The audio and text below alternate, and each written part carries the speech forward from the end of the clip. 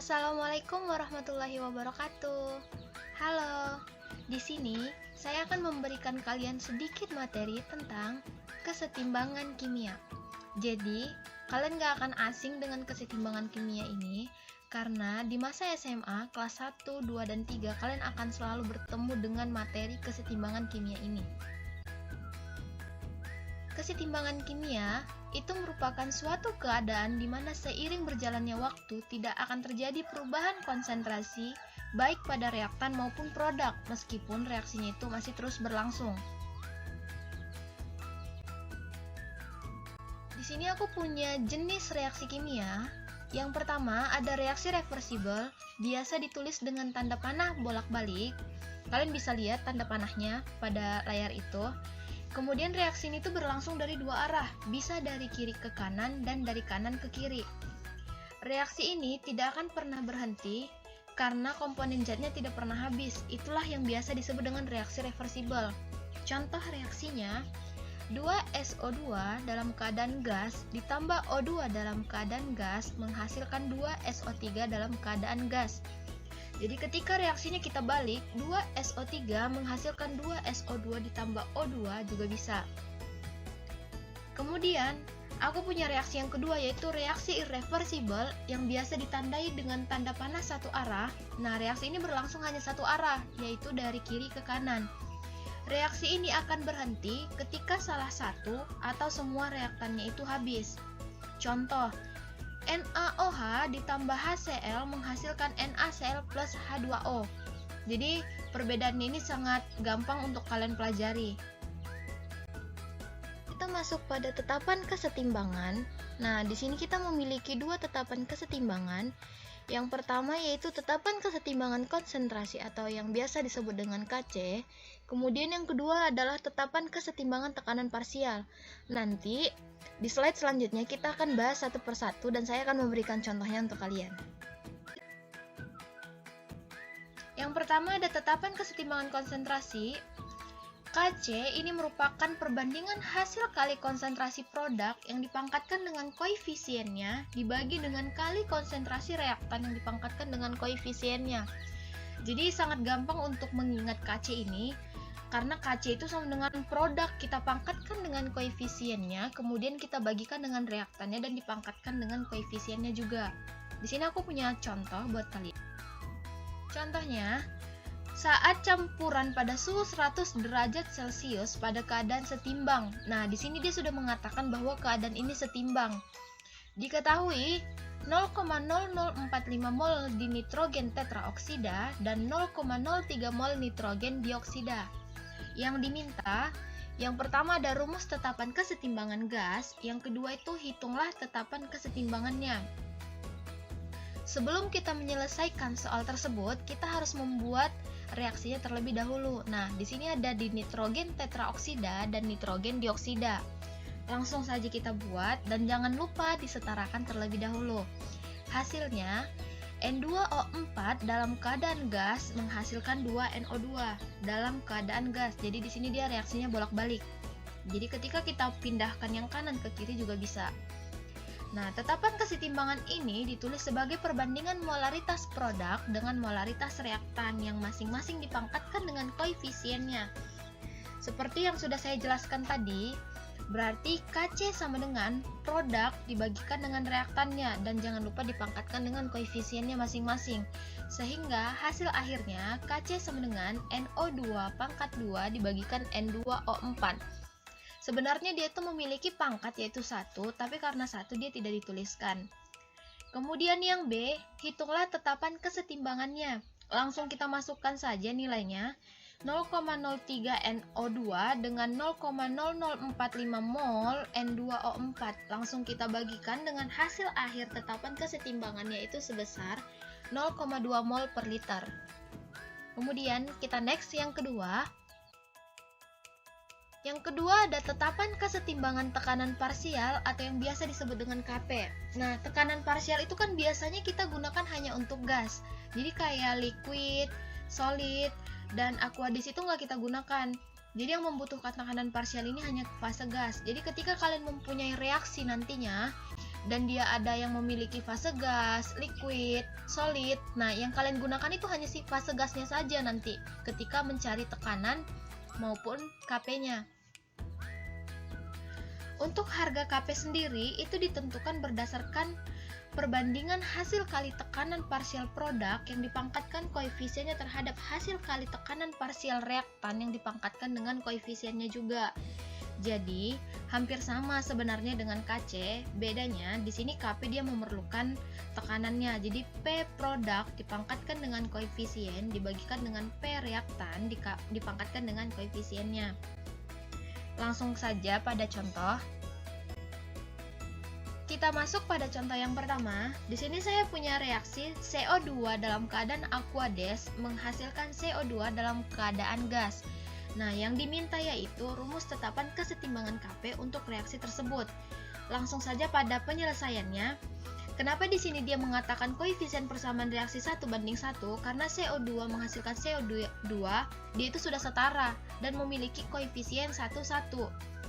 Nah, langsung kita masuk pada rumus Kp. Kenapa dia PCO2 pangkat 1 dibagikan dengan 1? Karena aqueous itu dia tidak dilibatkan. Karena pada tekanan parsial itu kita hanya melibatkan gas. Jangan lupa, kita hanya melibatkan gas sehingga hasil Kp yaitu sama dengan PCO2. Kita masuk pada contoh perhitungan yaitu contoh kedua. Yang kedua, garam oksalat La2C2O4 3 kali dimasukkan dalam bezana 10 liter. Nah, di sini aku punya reaksi dan reaksi ini sudah setara. Kemudian diketahui keadaan setimbang, tekanan totalnya itu sama dengan 0,4 atm. Yang diminta adalah nilai Kp-nya. Karena jumlah mol garam oksalat yang tidak terurai itu tidak diketahui, kita buat dia tabel stoikiometri untuk kesetimbangan, yang berarti ada mula-mula, terurai, dan setimbang. Jadi kita misalkan garam oksalat yang terurai yang tidak diketahui tersebut sebesar A mol. Kalian bisa lihat pada layar di bawah, itu hasil akhir yang diperoleh yaitu La2O3 dalam keadaan solid sebesar A mol, 3CO dalam keadaan gas itu sebesar 3A, 3CO2 dalam keadaan gas itu sebesar 3A, dan semua itu sudah dalam keadaan setimbang. Nah, pada reaksi ini kita bisa lihat yang keadaan gas itu hanya ada dua, CO dan CO2. Jadi, untuk menentukan nilai Kp nanti, kita hanya memerlukan kedua senyawa ini. Langsung saja, jumlah mol gas pada keadaan setimbang. Yang pertama mol gas CO sudah kita ketahui 3A mol dan CO2-nya juga 3A mol. Berarti total dari gas ini hanya 6A mol. Nah, untuk menghitung tekanan parsial pada gas CO dan gas CO2, kita sudah memiliki rumus tadinya. P sama dengan mol yang diketahui dibagi dengan mol total, kemudian kita kalikan dengan tekanan total. Nah, diperoleh tekanan parsial gas CO sama dengan 0,2 atm dan tekanan parsial gas CO2 sama dengan 0,2 atm. Kemudian nilai Kp-nya kita peroleh Kp sama dengan PCO kita pangkatkan dengan 3, kemudian kita kalikan dengan PCO2 kita pangkatkan dengan 3. Nah, dengan hasil terakhir yaitu tekanan parsialnya 1,6 dikali 10 pangkat minus 5. Kalau kalian mempelajari tentang Kc dan Kp ini sangat gampang untuk kita pelajari. Hanya saja, kita perlu menelaah dalam reaksinya. Kalian harus membuat reaksi terlebih dahulu dan jangan lupa disetarakan. Kemudian, ketika salah satunya tidak diketahui, kalian bisa menggunakan rumus stoikiometri. Masuk kepada pergeseran kesetimbangan. Nah, di sini aku pernah belajar tentang Profesor Henry. Dia mengatakan, jika pada sistem kesetimbangan diberikan suatu aksi, maka sistem akan mengadakan reaksi sehingga pengaruh aksi tersebut menjadi sekecil-kecilnya. Langsung kita masuk.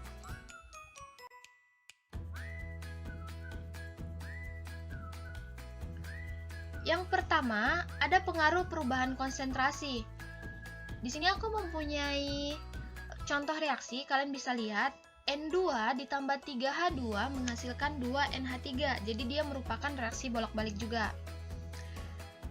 Pada perubahan konsentrasi, Jika konsentrasi yang ditambah di sebelah kiri, maka kesetimbangan akan bergeser ke arah kanan. Contohnya, jika konsentrasi N2 dan H2 ditambah, maka kesetimbangan bergeser ke arah NH3, yaitu sebelah kanan. Sebaliknya, jika konsentrasi sebelah kiri kita kurangi, maka kesetimbangan akan bergeser ke arah dia sendiri. Sehingga konsentrasi N2 dan H2 bertambah dan terbentuk kesetimbangan baru. Yang kedua ada pengaruh perubahan suhu. Di sini juga saya mempunyai reaksi, yaitu 2SO2 dalam keadaan gas ditambah dengan O2 dalam keadaan gas menghasilkan 2SO3 dalam keadaan gas. Di sini juga dia reaksinya reaksi bolak-balik.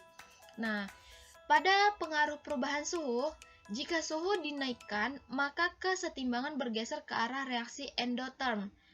Dengan demikian berarti bergesernya ke arah kiri.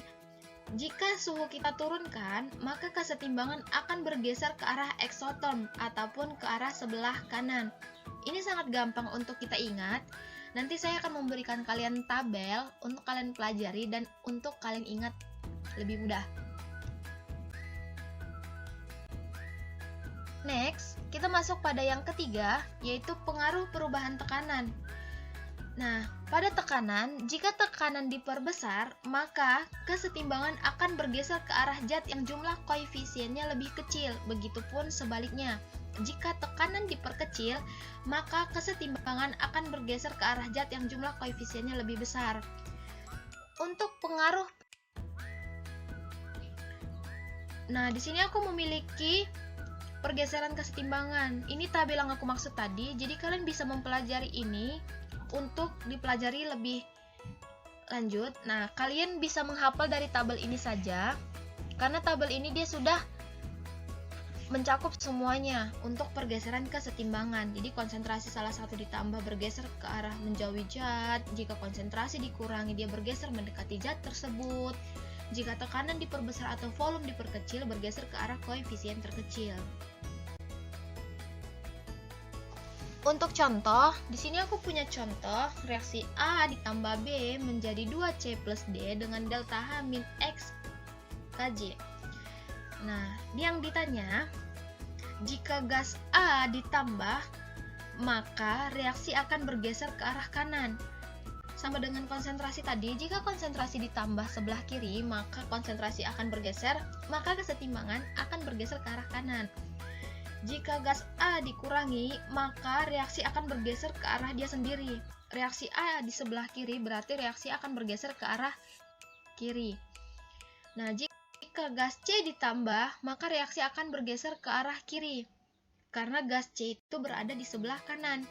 Nah, untuk tekanan, jika tekanan diperbesar, maka kesetimbangan akan bergeser ke arah zat yang jumlah koefisien molarnya lebih kecil. Jika A dan B ditambah, sedangkan konsentrasi C dan D akan berkurang. Di sini kita sudah mempelajari sedikit tentang kesetimbangan kimia.